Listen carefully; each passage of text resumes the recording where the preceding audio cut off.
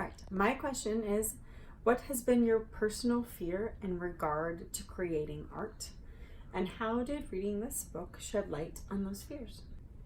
I think the biggest thing from the book is the fact that whether you get your work gets noticed or not, appreciated or not, that it actually is acknowledged. And I think that's my biggest fear, is that the comment of, oh, it was good, I liked it, a very patronizing response, is just death. It's just not, no one's seeing your work, and the people that you want to see your work sometimes don't always show up, and sometimes don't always see what you do. And that's just, it's painful, and it's a huge fear. So I'd say that's the biggest thing. And also, when he talks about annihilation, I love that. Being annihilated by your work, and also your lack of response for work, but and also just keeping at it. But I really like this. It was great. I really like that, Joe. I totally agree. Okay, so my question is, after reading Art and Fear, how can you as a teacher help your students overcome their fears associated with making art? One of the first takeaways I got from this was put in the work. I think that's a really important thing to note, because the only difference really between the quitters and those that continue is those that continue to work, even despite perceived failure or those kinds of things. Another thing that I would say is to note what compels you about making your art. What about it is intrinsic to you as a person being whole or complete? And I think that if you understand that and you know that as a student or a teacher or whoever, it can really drive you. So I would really express to my students, why do you do this?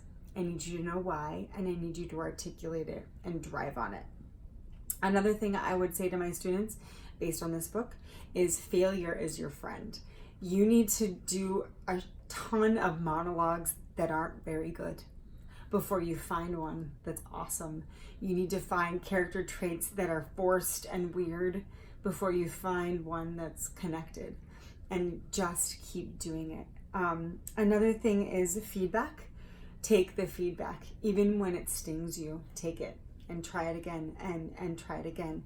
And then make sure that you understand that in all of this, you're building grit from this experience.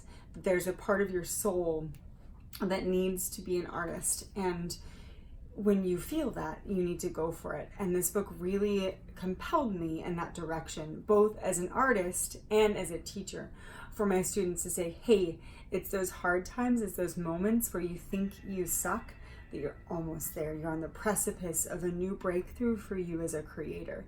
And I really appreciated that about this book. Yes, thank you, Jana. I love that. That's great.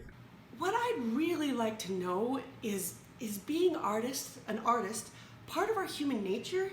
And if so, how can connecting with our inner artist benefit other aspects of our lives? Ooh, Carrie, that is a great question, and I would love to answer that one. I would say being artistic is definitely part of human nature.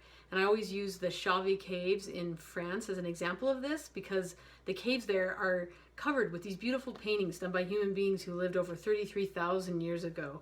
And if we've been making art as a species for that long, then there must be some reason why. And I believe it's because every human soul has the innate desire to create.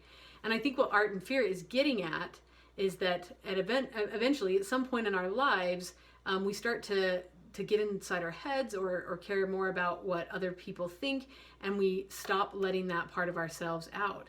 And of course, I'm biased, but I would say getting in touch with your inner artist definitely benefits other aspects of our lives. Practical things like creative problem solving or thinking critically, but also if that really is a part of who we are, a part of our soul, then if we allow that part of ourselves to express itself, then we're only going to benefit. And I think there's a line in the back of Art and Fear that sums everything up really nicely in a nutshell.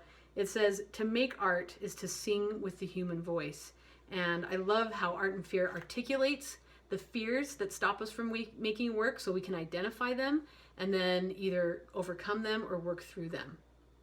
That's brilliant. Thank you. I totally understand. Are you an artist or a teacher? Or are you a teaching artist or an artist who teaches? And do you still create artworks? Or have you stopped? Why? Why not? Joe, that is a great question. I think that I'm a teacher artist right now. But in reading this book, I've decided to reverse that. I feel like there's a couple things in my career that kind of held me back, and I'm really identifying with that fear that stops me from being the artist first. I feel like that's a detriment to my teaching practice.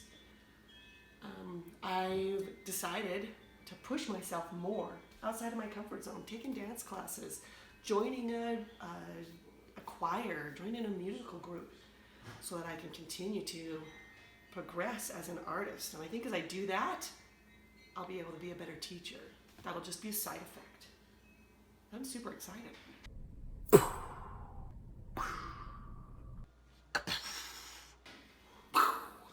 That was a great book club, everybody. Who's got next month?